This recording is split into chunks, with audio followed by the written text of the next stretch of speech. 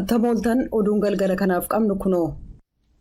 Kanneen kumaan lakkaa'aman du'anii miliyoona 2 kanneen ta'an qe'eerraa buqqa'anii akkasumas gareen finciltoota gara magaalaa Finfinneetti sossa'aa jiru sodaa jedhuun innaa jiloonni walitti bu'iinsa waggaa tokkoof ture dhaabsisuuf tattaafataa jiranitti walwaraansi Itiyoophiyaa keessaa kasabatiinsa naannoo laaffataa ta'e gaanfa Afrikaa balaarra buusee yaaddoo jedhullee dhaqqabsiisee jira. Ministiriin dhimma alaa Yuunaayitid Isteetsi Antoonii Bilinkan yaaddoo qaamota hedduu ta'e kana irra deebi'uudhaan waliigaltee irra ga'uu dhabuun jeequmsi Itiyoophiyaa keessaa gara biyyootii kabirootti darbuu mala yaaddoo jedhu qabaachuu isaanii ibsanii jiran. Sun immoo jedhan torban kana rakkoo baqattummaa sababaa wal waraansaan rakkataa jirtu Keeniyaa daawwatuuf jiran Bilinkan uummata Itiyoophiyaa akkasumas biyyoota naannoof balaadha jedhaniiru. Lammiiwwan Itiyoophiyaa kurna kumaan lakkaa'aman duruu gara Sudaanitti baqatanii jiran kun immoo hariiroo biyyoota lamaanii duruu laaffate hammeesse. Hariiroon biyyoota lamaanii baatii hagayyaa keessa innaa kaartuum ambaasaaddara ishee Itiyoophiyaa erga mootummaan Abiy walitti bu'iinsa sana furuuf yaada dhiyaate fudhatuu dhabee booda biyyatti deebistee jirti. Hariiroo Itiyoophiyaan Keeniyaa waliin qabdu aadaadhumaan gaarii ta'us sodaa baqattoonni gamasitti yaa'uu malu jedhu Naayiroobii yaaddessee jira. Keeniyaan baatii kana daangaa ishee Itiyoophiyaa waliin jiru irratti naga eegumsa cimsitee jirti. Jiraattonnis koolugaltoonni hin galmeeffamne yoo argaman akka gabaasan itti himamee jira. Keeniyaan gama kaabaa mooraa baqattootaa 2 baqattoonni 400 keessa jiraatan keessummeessa. Pireezidaantii Uhuru Keeniyaataa tattaaffii jaarsummaa naannoo keessatti itti dhiyeenyaan kan hirmaatan yoo ta'u dilbata kaleessaa akka tasaa Itiyoophiyaa daawwatanii wal waraansi deemaa jiru rakkoo biyya keessaa hamaadha jechuudhaan kanneen hidhatan akka hiikkatan gaafataniiru. Kan ammoo eenyuyyuu isaaniif gochuu hin danda'u jidduu seeninsiif waamichi inni kamiyyuu isaan rakkoo kana dhaabsisuuf fedhii siyaasaa qabaatan malee hin gargaaru jedhan Keeniyaataan jalqaba baatii kanaa ibsa kennaniin. Haa ta'u malee jaarmoliin naga eegumsaa biyyatti akka to'atan innaa gumii nageenya biyyoolessaa torbee darbe geggeeffame waajjira isaaniirraa ibsa kennanii jiran. Itti gaafatamaan dhimmootii gargaarsa namoomaa akka tokkummaa mootummootaa Maartin Griffith har'a Itiyoophiyaadhaaf kan oolu gargaarsa namoomaa lubbuu oolchuu akkasumas siiviilotaaf deeggarsa gochuuf kan oolu gargaarsa $25 miliyoona ramadanii jiran. Biyyattii keessa kan maadheffate gareen gargaarsa namoomaas $15 miliyoona ramaduusaa ifa taasise yoo ta'u walumaa gala deeggarsa Itiyoophiyaaf taasifame $40 miliyoona 40 ga'ee jira. Maallaqi deeggarsaa walitti qabamuun kenname kun naannoo kaaba Itiyoophiyaa bakka walitti bu'iinsaan miidhameef akkasumas hongee Itiyoophiyaa gama kibbaa keessaaf oola. Uummanni biyyattii gama kaabaa kanneen miliyoonaan lakkaa'aman rakkoo namoomaa hamaan rakkataa waan jiraniif balaa hamaa keessa bu'uu isaanii ka dubbatan Maartin Griffith dhiyeenya Itiyoophiyaa daawwatanii deebi'an guutuu biyyattii keessaa fedhiin gargaarsaa dabalaa adeemee jedhaniiru. Maallaqi deeggarsaaf kennamu kun jaarmoliin gargaarsaa namoota akkaan miidhaman akkasumas eegumsa gochuuf itti gargaaramu. Tigraay, Amaaraaf naannolee Affaar keessaa gargaarsi kennamu kun jaarmolii gargaarsaa eegumsa fayyaa, deeggarsa lubbuu oolchu, namoota walitti bu'iinsaan akkaan miidhaman ittiin gargaaruuf fayyadamu. Dubartoonni, ijoolleen dhiiraaf durbaa dhiibbaan walitti bu'iinsa kana akkuma itti ulfaatetti jira. Eegumsa gochuufiif garuu maallaqi ga'aan hin jiru jedhameera. Naannolee Somaaleef Oromiyaa kan hongeen dhahamaniif gargaarsi maallaqaatti dabalaa kun dursanii deebii kennuu akkasumas tarkaanfii rakkoo jiru tilmaamanii furuutiif oola. Dhaaboliin gargaarsaa bishaan dhugaatii dhiyeessuu deeggarsa dhibeewwan bishaan qulqulluu hin taane irraa dhufaniif yaaddoo weerara dhibee koleeraa ittisuu ilaalchisee jiru gad xiqqeessuuf tattaaffii gochaa jiran. Hawaasaaleen tikfattee bulaa beeladaalee isaanii akka eeggataniifis deeggarsa ni godhu. Deeggarsi maallaqaa haaraan kan deebii yeroo hatattamaa waggaa kanaa deeggarsa Itiyoophiyaaf kenname $65 miliyoona ga'ee jira. Haa ta'u malee fedhii gargaarsa namoomaa guutuu biyyattii guutuudhaaf hanqinni maallaqaa $1 biliyoona 1.3 ka jiru yoo ta'u kunis deebii naannoo Tigraay keessaaf kan oolu $3 miliyoona 350 dabalata. Gareen mirga namaaf falmu Human Rights Watch ka wixataarraa jalqabamu walga'ii gamtaa Afrikaa ka xumura waggaa irratti koomishina mirga namaaf mirga uummataaf deeggarsa akka godhu yaadachiise. Human Rights Watch ibsa dilbata kaleessaa baaseen walga'ii koomishinichaa 69ffaa irratti gamtaan Afrikaa Itiyoophiyaa dabalatee kan babal'ataa adeeme rakkoo mirga namaaf deemokiraasii ardittii miidhaa jiru hatattamaan akka furu gaafatee jira. Itiyoophiyaa keessaa lolli hammaataa adeemeef dararaan naannoo Tigraay irra darbee bal'ataa jira jedha Human Rights Watch. Keessumaa gamtaan Afrikaa biyyoonni miseensa ta'an dirqama irra jiru akka ba'an gochuuf akka ulaagaa mirga namaaf qajeelfama cimaa qabutti cicha isaa agarsiisuu qaba jedhee jira. Human Rights Watchitti damee mirga namaa Afrikaaf daayirektara ka ta'an Karini Kanezaa Nutuliyaa Addaddummaan qaamolee siyaasaa gamtaa Afriikaaf waaltaalee mirga namaa Afriikaa gidduu jiru babal'ataa deemuun guddina seera mirga namaa Afriikaa kakurna hedduu fooyya'aa deeme balaarraan ga'uuf deema jedhan. Barreessaa muummichi paartii biyya bulchu kan Eertiraa paartii adda uummata Dimookiraasiif haqaa Al-Amiin Mohaammed Said daawwannaaf bakka imalanii jiran Saawud Arabiyaa keessatti du'aan boqochuu isaanii ministiriin odeeffannoo Eertiraa Yemaana Gabra Masqal fuula Tiwiitarii isaanii irratti barreessanii jiru. Bara 1996 qabee qabsoo bilisummaatti kan dabalamaniif bu'uursitoota adda bilisummaa uummata Eertiraa Shaabiyaa keessaa tokko ka turan. Al-Amiin umrii isaanii waggaa 74tti du'aan boqotan. Al-Amiin bara 1994 qabee barreessaa paartichaa ta'uun hojjetaa turan. Kurna tokko booda ilmi hoogganaa Liibiyaa duraanii kan Mohaammed Gaadaafi erga abbaan isaanii aangoorraa fonqolchamanii qabee waggootaaf jeeqama ture. Tasgabbeessuu gargaara jedhamee karoorfame filannoo pirezidaantummaa baatii muddee keessaa geggeeffamuuf kaadhimamaa ta'anii galmaa'uu dilbata kaleessaa yeroo jalqabaaf achi as ba'anii jiran. Kan umriin waggaa 49 Saayif Al-Islaam Al-Gaadaafi huccuu aadaa kan bifa bunaaf marata mataa isaaniitti maratanii hareeda harrii qabuuf ija isaanii irratti manatsarii kaayyachuudhaan waaltaa filannoo kan magaalaa Sebhaa gama kibbaatti galmee irratti utuu mallatteessanii viidiyoo koomishina filannoon waraabame irratti mul'atanii jiru. Ilmi Gaadaafi namoota beekamoo falmisiisoo pirezidaantummaaf dorgoman keessaa tokko.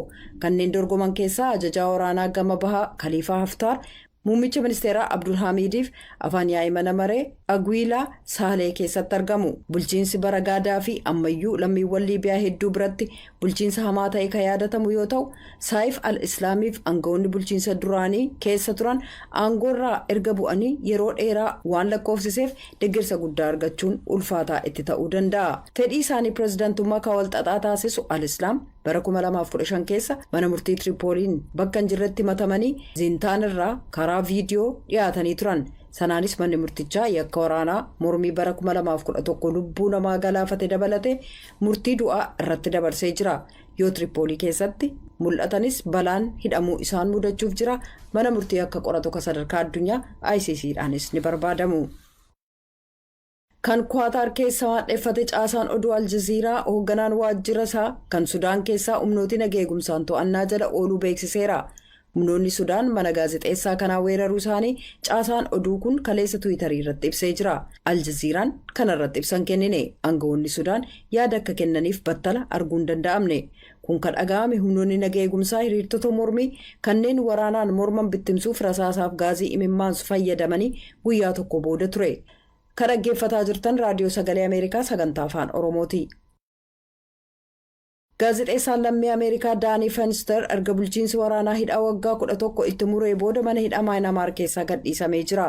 Oduu gaariin maxxansaan gaazexaa marsariitii Iraan Yaanguun jedhamu Soonii Swee bakka Fenster gulaalaa ta'uun hojjetaa ture hiikamuu lammii Ameerikaa kanaa ergaa Tiwiitarii irratti maxxanseen beeksisee jira garuu ibsa bal'aan kennine. Daaniin gaazexeessota hedduu kanneen seeraan ala hojii isaanii hojjechuu qofaaf erga fonqolcha mootummaa baatii guraandhalaa qabanii hidhaman keessaatii jedha. Gaazexaan sun Tiwiitarii irratti ergaa maxxanseen mootummaan bulchiinsa waraanaa gaazexeessota mara kanneen Maayinaamaar keessatti hidhamanii jiranillee akka gadhiisan gaafatee jira. Oduun galgala kanaaf qabnu kanuma.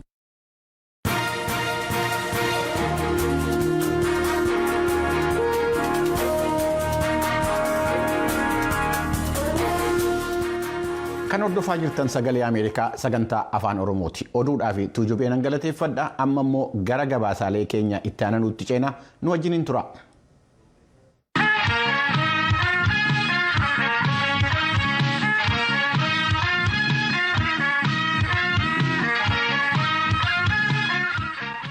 Nagaadhaa fi tasgabbii biyyaa akkasumas naannichaa eegsisuudhaa fi daangaan yeroo sochii kaa'amuu isaa mootummaan naannoo Oromiyaa beeksiseera.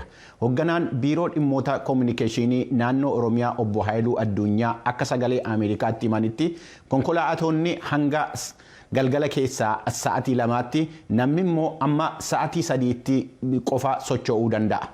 Naannoo Oromiyaa keessatti amma kanaan duraatti namoonni meeshaa harkaa qaban galmeessanis warri hin galmeessines immoo galmeessuu akka qabanu dubbataniiru obbo Haayiluun. Tsahaay Daamxoo kanarratti gabaasa qabdi. Bu'uura labsii yeroo muddamaa manni maree bakka bu'oota uummataa Itoophiyaa baase lakkoofsa 1264/2014tiin naannolee hundatti kan hojiirra oolu tumaalee bahan hojiirra oolchuudhaaf mootummaan naannoo Oromiyaa nageenya biyyaa fi kan naannoo eeguuf jecha dhorkaalee adda addaa taasiseera jedhame. Dhorkaa sochiilee addaan baafaman kan 3/2014 irraa kaasee baatii 6 turu kanaan sochiileen konkolaataa, mootoraa, biskileetii dabalatee namoonni lafoodhaan deeman yeroo hangamiif akka socho'uu qaban ibsamee jira. Obbo Haayiluu Addunyaa dubbii himaan mootummaa naannoo Oromiyaa raadiyoo sagalee Ameerikaatiif dhorkaalee kaa'aman kana ibsaniiru. Sadarkaa naannoo Oromiyaatti qajeelfamni kun hojiitti hiikamee jira. Gaafa 3/3/2014 irraa eegalee qajeelfamni kun hojiitti hiikamee jira jechaadha. Kana keessaa tokko daangaa yeroo kan kaa'udha.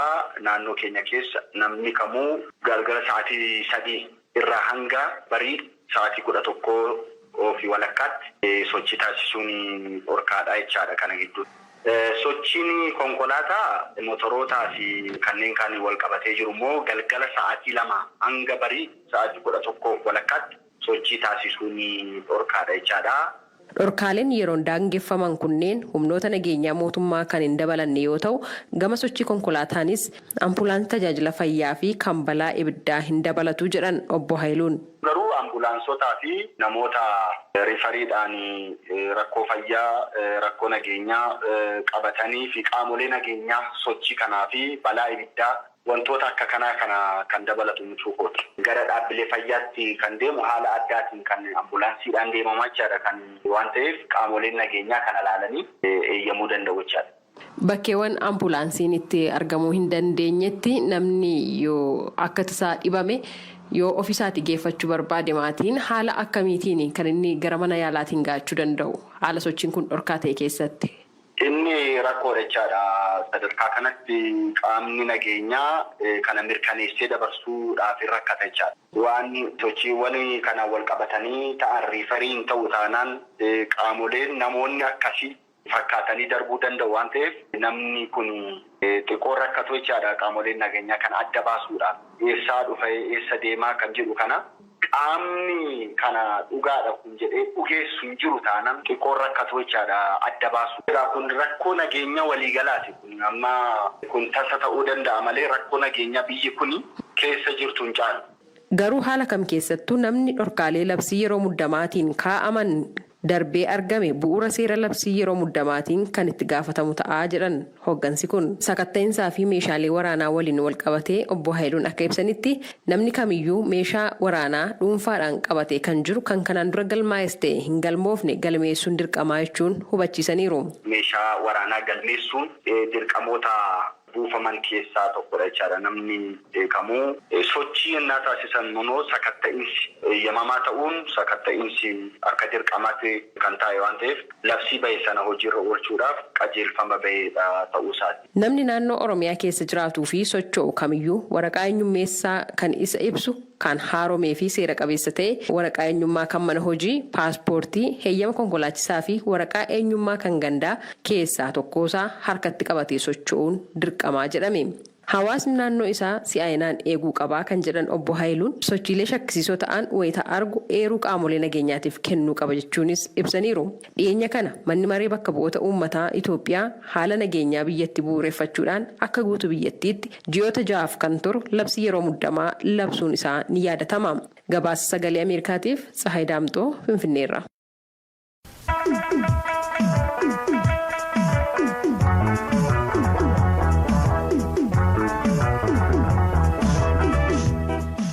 Galatoomee Tsahaay humnoottan mootummaa Sudaan sanbata dheengaddaa dimokiraasii fi warreen mormanu warra mormiidhaa fi ba'an irratti dhukaasaa rasaasaatiin banuudhaan akkasumas immoo gaaziin nama booksisu irratti dhukaasuudhaan namoota sanii ajjeesaniiru. Gara nama 5tu du'ee jechuudha. Gabaasaa waaltaa ODUU VOA irraa qophaa'ee jaallaneetu dhiyeessa. Namoonni 5 kan ajjeefaman magaalaa Kaartuumiif Omdurmaan keessatti ta'uu ka dubbatu koreen doktoroota Sudaan 4 rasaasaan tokko immoo gaaza mimmaansuun ta'uu ibsee jira.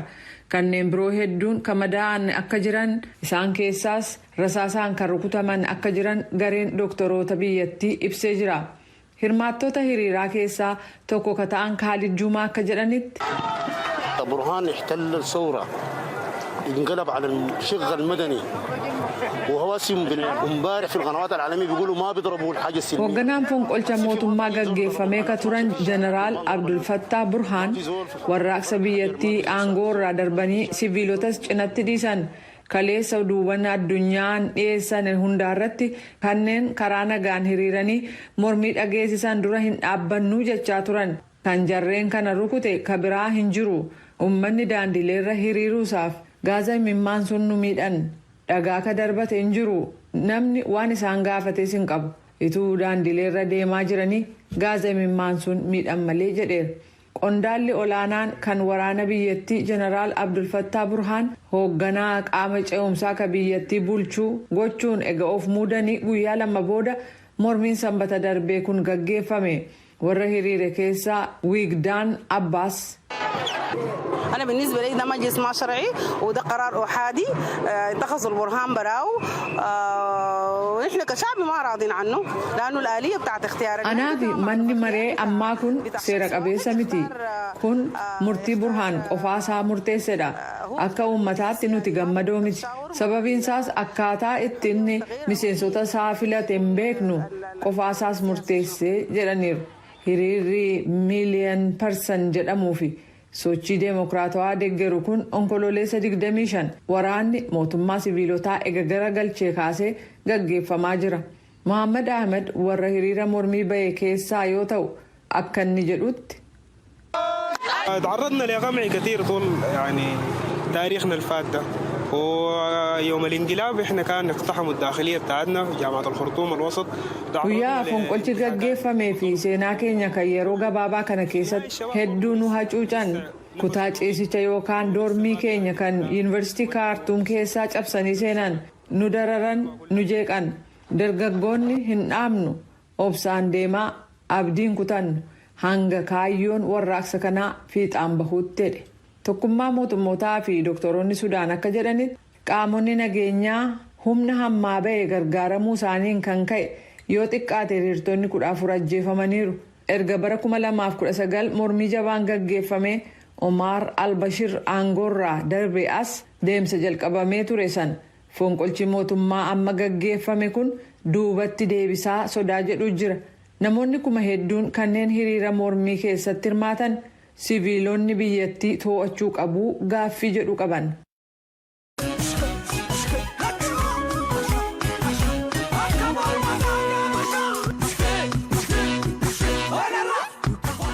Galatoomii jaallannee hordoftoota keenya amma immoo gara qophii keenya torbanitti ceenaa ispoortiidha.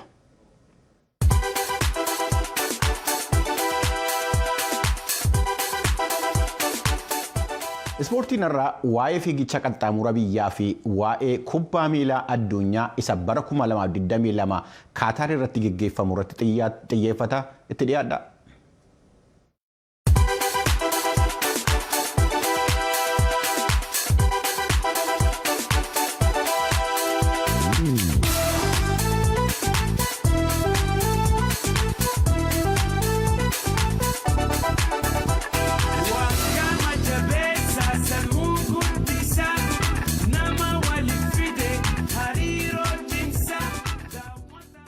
Akka mul'atan oduun ispoortii har'aaf qabnu kunooti.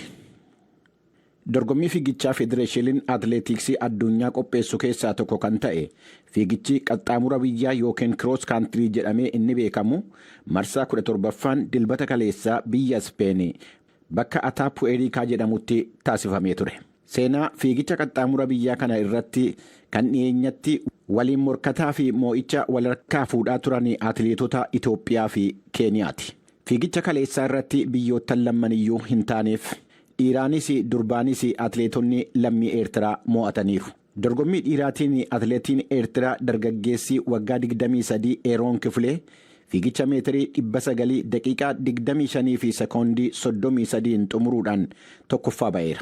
Dhalataa biyya Burundii ta'ee biyya Ispeen keessa kan jiraatu Roodiriigee Kiwuzeeraa daqiiqaa 25 fi sekoondii 34 lammaffaa yommuu ba'u Je'ool Ayyeekoo Yuugaandaa irraa sadaffaa ba'eera. Lammiin Itoophiyaa Abbabee Ayyaanaa torbaffaa ba'ee xumureera. Dubartootaan shamarreen waggaa 20 kan lammii Eertiraa Raaheel Daani'eel Gabre Yohaannis daqiiqaa 25 fi sekoondii 3 tokkoffaa baatee yommuu mo'attu lammaffaa kaasee amma shanaffaatti kan bahanii atileetota lammii Keeniyaati. Raaheel atileetota Keeniyaa beekamoo ta'anu bira darbuudhaan hin mo'atti jedhamee hin yaadamnee jedhu gabaastonni.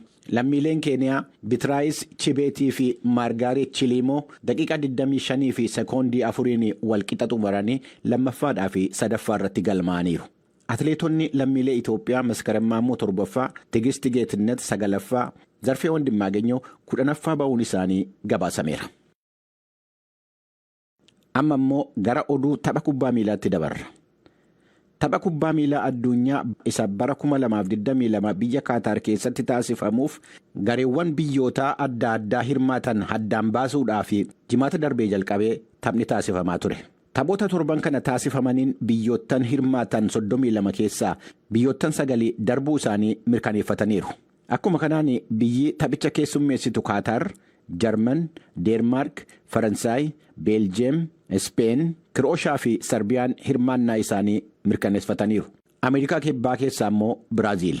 Biyyi taphattoota beekamoo kan akka Kiristaanoo Roolaandoo qabdu Poorchugaal tapha Sarbiyaa waliin taasifteen mo'amtee cinqii keessa galtee jirti. Poorchugaal tapha kaleessaa moo'uun yookaan qixa ba'uun ishee ga'aa ture. Tokkoof wal qixa deemaa turan amma daqiiqaa 90tti. Poorchugaalonni biyya isaanii keessatti bakkee isaanii irratti taphachaa turan. Sarbiyaan nu mo'uu hin dandeessu jechuudhaan fakkaataa of qusachaa turan tapha keessatti. Deeggartoonni isaaniis taphichi dhumeera jechuudhaan gammachuudhaan sirbaa turan. Taphataan Sarbiyaa Aleksaandar Mitrooviik jedhamu boqonnaa booddee geeddaramee taphatti seene. Taphataa jabaa ta'uusaa beekanus Poorchugaalonni ammanas xiyyeeffannaa cimaa hin kennineefi turan. Daqiiqaa 90 irratti ittuu hin yaadamin goolii itti galchee gammachuu Poorchugaalotaa irratti bishaan qabbanaa'aa naqe. Sarbiyaan darbiteetti. Poorchugaal ji'a bitootessaa keessa carraa qalloo tokko qabdi darbuudhaaf dhiisuusee baruudhaaf. Biyyi Faransaay Kaazakistaaniin 8-2 moo'uudhaan darbiteetti. Goolii 8 keessaa taphataa beekamaan Kiliyaan Mbeeppee goolii 4 galcheera. Ameerikaa kaabaa keessaa biyyi Biraaziil Kolombiyaa goolii 1-0 moo'uudhaan tapha FIFA bara 2022 darbuudhaan tokkoffaa taate. Dorgommii Ameerikaa kaabaatti Yuunaayitid Isteetsi jimaata dheengaddaa Meeksikoo 2-2 mooteetti. Kaanadaan Koostaarikaa 1-2 mooteetti. Biyyoottan Ameerikaa kaabaa tapha kibbaa miilaa 2022 fi darban addaan bahanii amma ammaatti hin beekamne. Kan Afrikaas addaan hin baane. Kaleessa Gaanaan Afrikaa kibbaa 1-2 mo'atteetti. Tapha addunyaatiif darbuu ishee mirkaneessuudhaa fi tapha biraatu ishee hafammayyuu. Awurooppaa keessatti Poorchugaal, Itaaliyaan, Siwiidin muddama keessa galanii jiru. Eeshiyaa keessaa immoo Jaappaan carraan ishee gaaffii keessa galee jira. Taphni kubbaa miilaa addunyaa Kaataarii sadaasa 21 amma muddee 18 bara 2022tti taasifama jedhamee eegama. Dhumarrattis oduu ispoortii gaddaa. Afrikaa keessatti saayikilistii beekamtuu kan taate lammiin Eertiraa Dasseet Kidaanee magaalaa Asmaraa keessatti ittuu shaakala saayikilii irra jirtu balaa konkolaataa ishee mudateen du'uun ishee beekameera. Dasseet shamarree beekamtuu waggaa 20 turte. Hordoftoota keenya oduun ispoortii har'aaf qabnu kanuma amma torbaniin walitti deemuunitti fayyaa ta'a.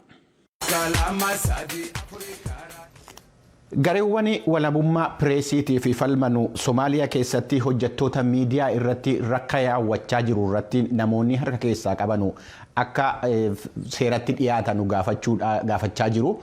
Gabaasa Mahammad Kaatiyee Moqaadishoo irraa qopheesse jaallanneen akka ittaanutti dhiyeessiti itti dhiyaadha. Baatii Guraandhala bara 2017 darbee kaasee Somaaliyaa keessatti gaazexeessonni 12 ajjeefamuu fi baatii Amajjii hanga Onkololeessaa bara 2021tti immoo gaazexeessonni 60 hidhamuu isaanii jaarmiyaan gaazexeessota Somaaliyaa ibsee jira. Jaarmiyaan Somaaliyaa Joornaalistii Sindikeet jedhamu kun mirga miidiyaa eegsisuuf jecha Somaaliyaa keessatti hundeeffame. Kanneen gaazexeessota ajjeesanii fi hidhan kun irra jiriin isaanii himatamanii seera duratti hin dhiyaanne. Barreessaa dureen jaarmiyaa kanaa Abdallaa Muumin akka jedhanitti hariiroon jaarmiyaa isaanii fi keessumaa humnootii nageenyaa gidduu jiru gada deemaa buluun isaan yaaddessee jira.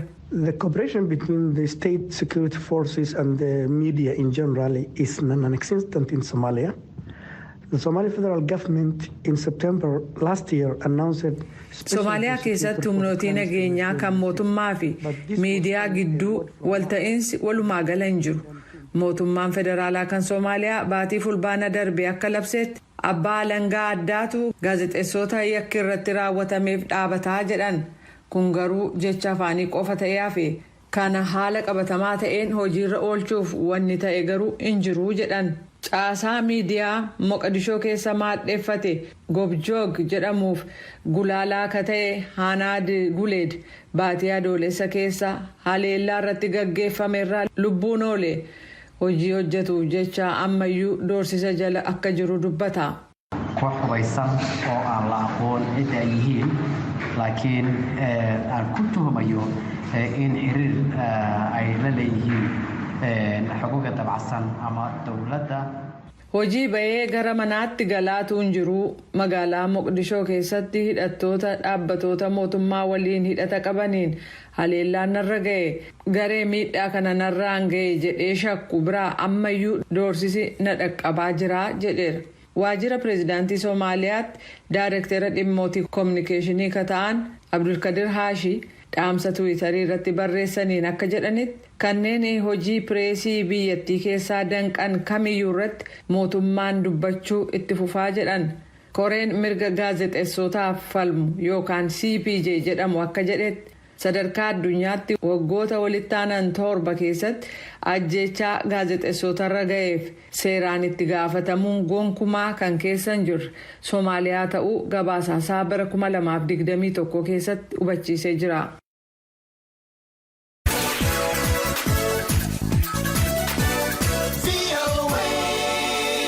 Daawwattootaaf dhaggeeffattoota keenyaa sagalee Ameerikaa sagantaa afaan Oromoo galgala keessaa sa'a 2 walakkaa jalqabee haga sa'a